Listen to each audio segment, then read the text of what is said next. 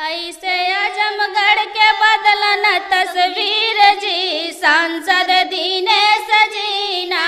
ऐसे आजमगढ़ के बदलन तस्वीर जी, सांसद दिनेश जी ना। हर घर में तू सिलेंडर दिया, हर घर में तू सिलेंडर दिया।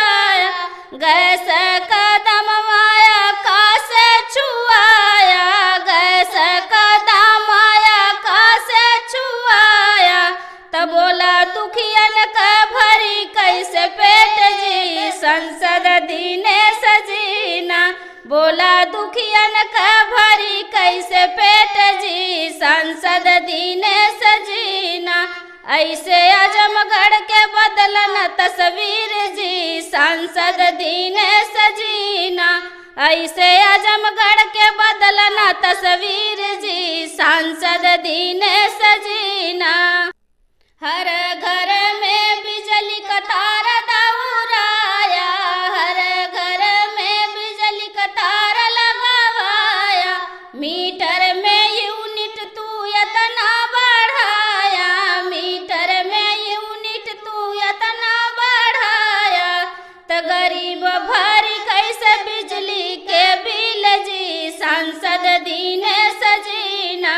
गरीब भरी कैसे बिजली के बिल जी, सांसद दिनेश जी ना। ऐसे आजमगढ़ के बदलन तस्वीर जी, सांसद दिनेश जी ना।